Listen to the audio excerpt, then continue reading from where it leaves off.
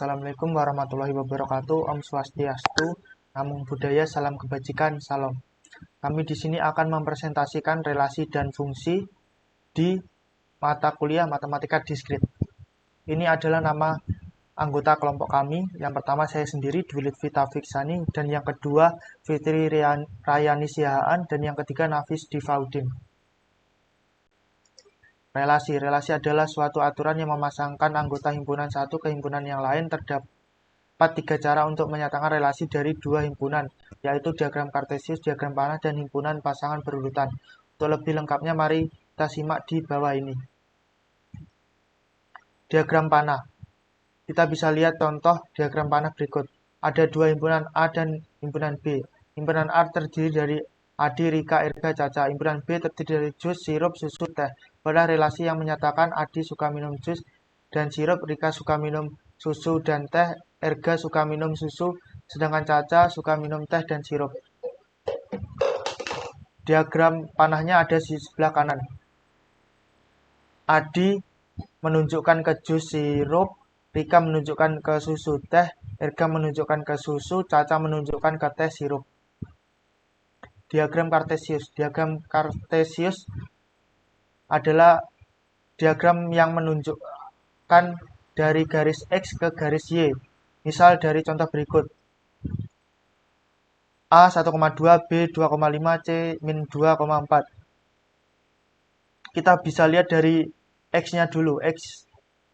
X1 ke Y2 yang A, yang B X2 ke Y5, dan yang C X-2 ke Y4. Representasi relasi dengan tabel. Kolom pertama tabel menyatakan daerah asal, sedangkan kolom kedua merupakan daerah hasil. Contoh relasi 2,2, 2,4, 2,8, 3,3, 3,9. Dan tabelnya ada di sebelah kanan. Yang A sebelah kiri ini adalah daerah asal, dan yang A sebelah kanan adalah daerah hasil. Pasangan terurut. Dalam bidang matematika, bilangan terurut adalah gabungan antara dua objek berbeda menjadi satu integrasi. Contohnya A adalah unsur pertama dan B adalah unsur kedua. Dalam pasangan terurut, pasangan tersebut tulis A, B tidak sama dengan BA, melainkan A sama dengan B. Pasangan terurut berhubungan erat dengan perkalian himpunan. Himpunan bagi semua pasangan terurut di mana pasangan pertama adalah anggota X dan unsur kedua adalah anggota himpunan Y dinamakan produk Kartesian X dan Y. Dan ini adalah contoh pasangan terurut. Kita bisa lihat dari perkalian A kali B. A ini termasuk dalam kolom dan B ini termasuk baris. Jadi A ini terdiri dari X, Y, Z, B 1, 2, 3. Jadi kita tinggal kalikan kolom kali baris. Misal X kali 1, X,1, X kali 2, X,2, Y kali 1, Y,1, Y kali 2, Y,2, dan seterusnya. Representasi relasi dengan matriks. Representasi relasi dengan matriks, misal R adalah relasi dari A sama dengan A, B, C, dan seterusnya, dan B 1, 2, 3, dan seterusnya. Relasi R dapat disajikan dengan matriks N sama dengan M yang di dalamnya hal ini sebagai berikut. Kita bisa lihat dari contoh. Misal R adalah relasi dari A sama dengan A, B, C, dan B sama dengan 1, 2, 3. Relasinya adalah A1, relasinya A,1, B,2, B,3, C,1, C,3. Kita bisa lihat metrik sebagai berikut. Metrik representasi relasi merupakan contoh metrik 0, 1. Representasi relasi dengan graf berarah. Representasi relasi RST dengan menggunakan metrik dan graf berarah. R 2,2, 2,3, 2,4, 3,2, 3,3, 3,4, S 1,1, 1,2, 2,1, 2,2, 3,3, 4,4, T 1,2, 2,3, 3,4. Kita bisa lihat dari gambar berikut, yang A adalah reflektif karena terdapat 2,2 dan 3,3. Dan yang B adalah simetrik atau setangkup karena terdapat 1,2 dan 2,1. Dan yang T kenapa transitif adalah karena 1,2, 2,3, dan 3,4. Jenis-jenis relasi. Relasi inverse misalkan R adalah relasi dari himpunan A ke himpunan B. Inverse dari R dinyatakan dengan relasi B dari B ke A yang mengandung semua pasangan terurut yang apabila dipertukarkan masih termasuk dalam R. Contoh A sama dengan 1,2,3 B X, Y. Direlasikan 1,X, 1,Y, 3,X. Dan diinverskan tinggal dibalikkan saja. X,1, Y,1, X,3. Relasi simetrik atau setangkup. Misalkan R, A, B, P, X, Y suatu relasi. R disebut relasi simetrik jika tiap A, B, R berlaku B, A, R. Dengan kata lain, R disebut juga relasi simetrik jika A, R, B berakibat B, R, A. Contoh setiap kali kita menemukan dalam sebuah relasi misalkan A, B, maka cari apakah BA juga ada. Jika tidak ada, maka relasi tersebut tidak simetrik. Relasi reflektif. Misalkan R, A, AP, X, Y sebuah relasi, R disebut relasi reflektif jika setiap A berlaku A, A, R. Dengan kata lain, R disebut relasi reflektif jika tiap anggota pada A berelasi dengan dirinya sendiri. Bisa dilihat tadi seperti contoh di slide yang atas. Contoh diketahui A 1, 2, 3, 4 dan R 1,1 direlasikan 1,1, 2,3, 3,3, 4,2, 4,4. Apakah R relasi reflektif? R bukan relasi reflektif karena 2,2 tidak termasuk dalam R. Jika 2,2 termasuk dalam R, jadinya begini. R1 sama dengan 1,1, 2,2, 2,3, 3,3, 4,2, 4,4, maka R1 merupakan reflektif. Reflektif relasi antisimetrik atau tolak setangkup. Suatu relasi R bisa disebut relasi antisimetrik jika A, BR dan BAR, maka A sama dengan B. Dengan kata lain, jika A, B, A tidak sama dengan B, maka ABR atau BAR tetapi tidak keduanya. Misalkan R suatu relasi pada himpunan bilangan asli yang didefinisikan Y habis dibagi X, maka R merupakan relasi antisimetrik. Sebab jika B habis dibagi A dan A habis dibagi B, maka A sama dengan B. Misal A terdapat 1, 2, 3 dan direlasikan 1,1, 2,1, 2,2, 2,3, 3,2, maka R1 bukan relasi antisimetrik sebab 2,3 R1 dan 3,2 R1. Relasi transitif atau menghantar.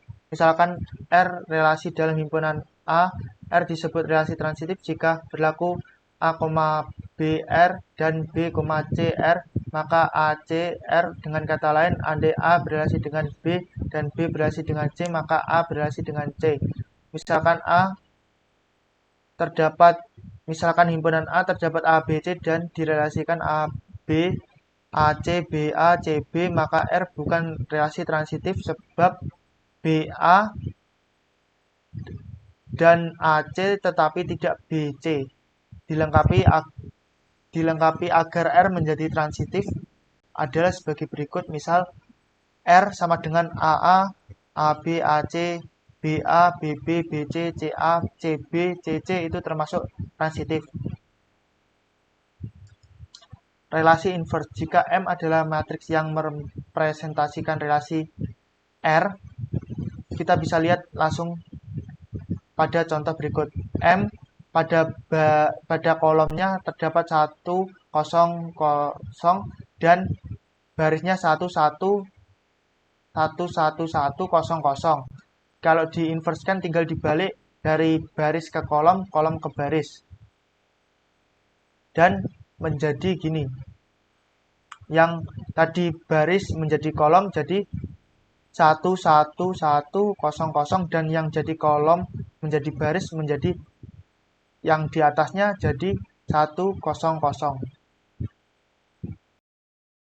mengkombinasikan relasi. Karena relasi biner merupakan himpunan pasangan terurut, maka operasi himpunan seperti irisan, gabungan, selisih, dan beda setangkup antara dua relasi atau lebih juga berlaku.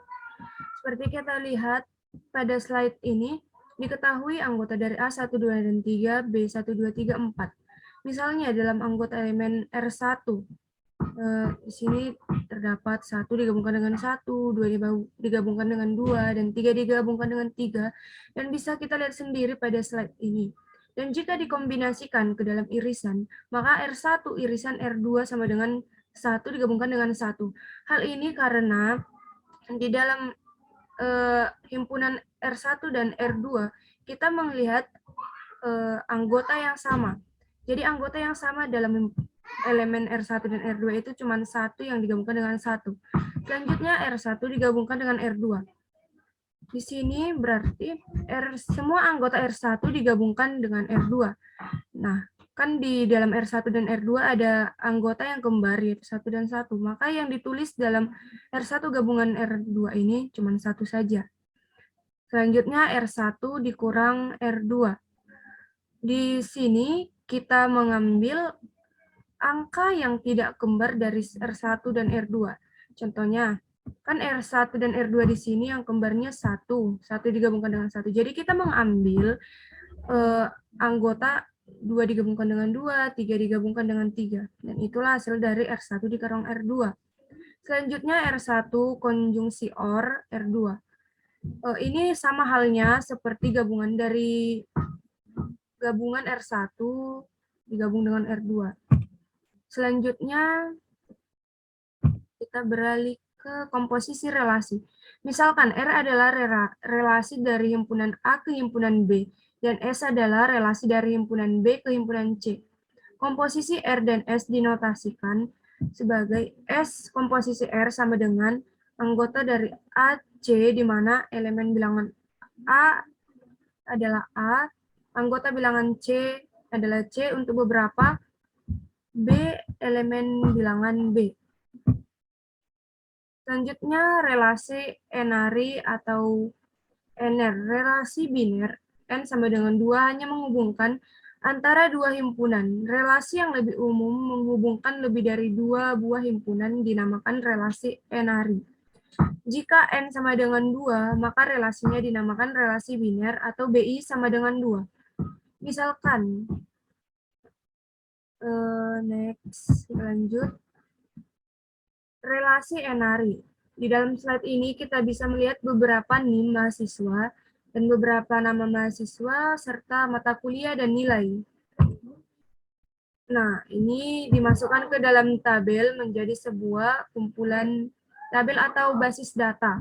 Nah, di dalam tabel ini kita bisa melihat ada beberapa NIM, nama, mata kuliah, serta nilai. Nah, selanjutnya kita beralih ke fungsi. Fungsi dalam istilah matematika adalah pemetaan setiap anggota sebuah himpunan atau dinamakan sebagai domain kepada anggota himpunan yang lain atau dinamakan sebagai kodomain. Misalkan A dan B adalah sebuah himpunan. Relasi biner F dari A ke B merupakan suatu fungsi jika setiap elemen di dalam A dihubungkan dengan tepat satu elemen di dalam B. Jika F adalah fungsi dari A ke B, kita menuliskannya seperti berikut. Yang artinya F memetakan A ke B. A ini disebut daerah asal atau domain, dan domain dari F dan B ini disebut sebagai daerah hasil atau kodomain dari F. Nama lain untuk fungsi adalah pemetaan atau transformasi. Selanjutnya, representasi fungsi. Kode program atau source kode. Contohnya, fungsi menghitung nilai mutlak dari X. Selanjutnya kita beralih ke contoh. Dari himpunan A, 1, 2, 3, dan 4 ke B, U, V, W, itu bukan fungsi, karena tidak semua elemen A dipetakan ke B. Kita lihat kan ini A digabung 1 digabungkan ke U, 2 digabungkan ke V, 3 digabungkan ke W. Ini tidak bisa dikatakan fungsi karena 4 ini tidak memiliki kawan, jadi itu tidak bisa dikatakan fungsi. Selanjutnya kita beralih ke fungsi 1-ke-1 atau one-to-one. 1-ke-1 atau injektif jika tidak ada dua elemen himpunan A yang memiliki bayangan yang sama. Nah, kita lihat pada diagram panah berikut, elemen A ini tidak memiliki bayangan yang sama. Jadi setiap himpunan A dipasangkan ke satu himpunan B. Itulah yang dimaksud dengan fungsi 1-ke-1. Selanjutnya kita beralih ke contoh berikutnya.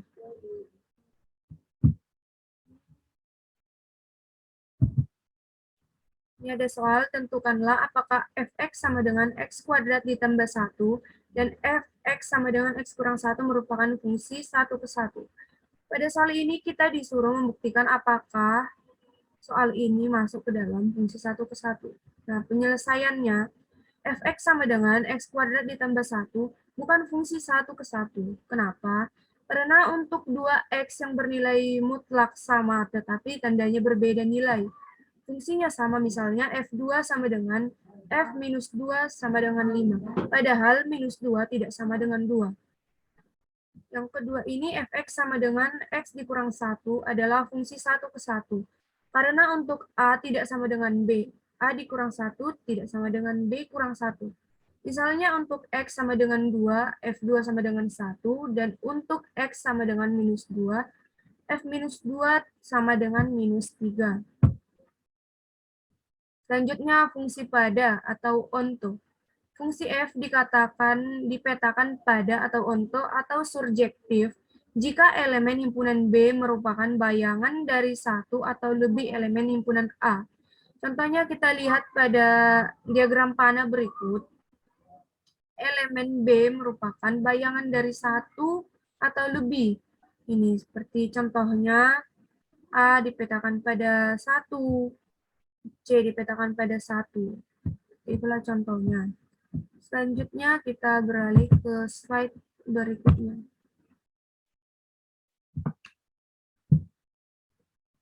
Di soal, tentukan apakah fx sama dengan x kuadrat ditambah 1 dan fx sama dengan x kurang 1 merupakan fungsi pada.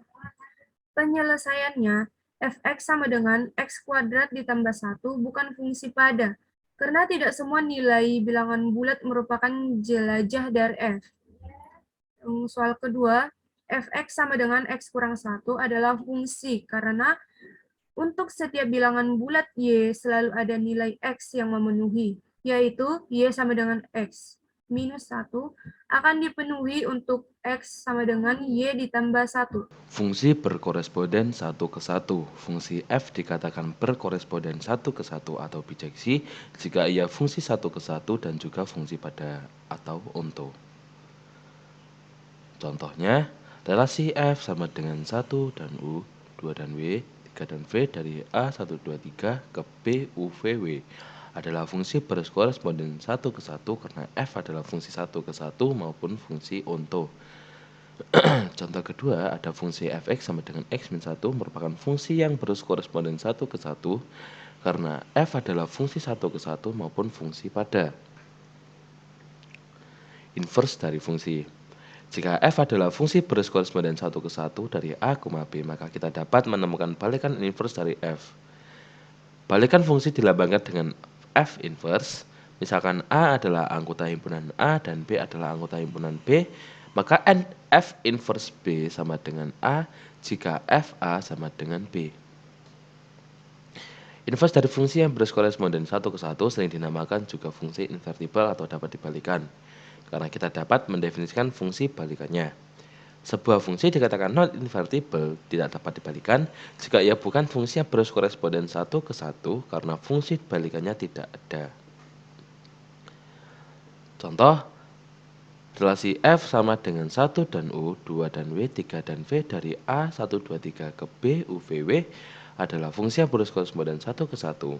Balikan fungsi f adalah f inverse sama dengan u dan v, w dan 2, v dan 3. Jadi f adalah fungsi invertible. Komposisi dari dua buah fungsi. Misalkan G adalah fungsi dari himpunan A ke himpunan B dan F adalah fungsi dari himpunan B ke himpunan C. Komposisi F dan G dinotiskan dengan F bundaran G adalah fungsi dari A ke C yang didefinisikan oleh F bundaran GA sama dengan FGA. Contoh, diberikan fungsi G sama dengan 1, 1 dan U, 2 dan U, 3 dan V yang memetakan A sama dengan 1, 2, 3 ke B U, V, W dan fungsi F, U, dan Y, V, dan X, W, dan Z yang memetakan B sama dengan U, V, W ke C sama dengan X, Y, Z. Fungsi komposisi dari A ke C adalah F bundaran G 1 dan Y, 2 dan Y, 3 dan X. Ini asalnya dari mana? Kita bisa lihat di fungsi G dan F. Karena ini F ke G, maka kita mendulukan yang G dulu. Jadi G ada 1,1 dan U, dan F ada U dan Y. Sehingga ada nilai yang sama yaitu U, maka U kita leburkan jadinya 1 dan Y seperti itu. Lalu selanjutnya juga seperti itu, kalian bisa melanjutkannya seperti di 2 dan U. Di situ kita bisa lihat yang memiliki pasangan U hanyalah U dan Y, maka kita meleburkan nilai 2 ke U dan Y. Jadi nanti ketemunya jadinya 2 dan Y. Ada V, V adanya dengan V dan X, maka 3V sama dengan ditentukan dengan Vx, maka nilainya menjadi 3x. Contoh, diberikan fungsi fx sama dengan x min 1 dan gx sama dengan x kuadrat, tentukan f bundaran g dan g bundaran f. F bundaran g, x sama dengan fgx sama dengan fx kuadrat plus 1. Kita masukkan ke fungsi fx yaitu x min 1, maka ketemunya x kuadrat plus 1 min 1 sama dengan x kuadrat. G bundaran fx sama dengan gfx sama dengan gx min 1. X sama dengan x min 1 kuadrat plus 1, ketemunya x kuadrat min 2x plus 2. Di fungsi ada beberapa fungsi khusus, yaitu antara lain yang pertama ada fungsi floor dan ceiling. Misalkan x adalah bilangan real, berarti x berada di antara dua bilangan bulat. Fungsi floor dari x menyatakan nilai bilangan bulat terbesar yang lebih kecil atau sama dengan nilai x. Fungsi ceiling dari x menyatakan bilangan bulat terkecil yang lebih besar atau sama dengan nilai x. Contohnya, 3,5 itu jika dimasukkan ke fungsi floor, maka nilainya akan turun ke bawah, akan dirata-ratakan ke bawah, atau dibulatkan ke bawah, menjadi nilainya menjadi 3. 0,5 jika di fungsi floor dibulatkan ke bawah menjadi 0. 4,8 di fungsi floor dibulatkan ke bawah menjadi 4 dan seterusnya seperti itu. Lalu ada contoh fungsi ceiling. Di ceiling 3,5 dibulatkan ke atas menjadi 4, 0,5 dibulatkan ke atas menjadi 1, 4,8 di fungsi floor, di fungsi ceiling dibulatkan ke atas menjadi 5.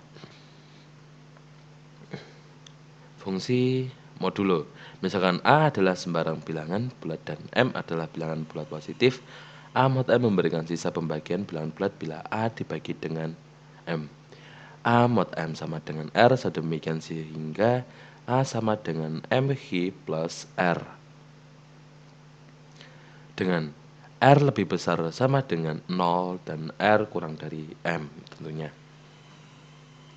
Contohnya, contoh fungsi modulo 25 mod 7 sama dengan 4, 16 mod 4 karena 16 habis dibagi 4 menjadi 0, 3612 mod 45 sama dengan 12, 0 mod 5 sama dengan 5 karena butuhnya adalah masih 5.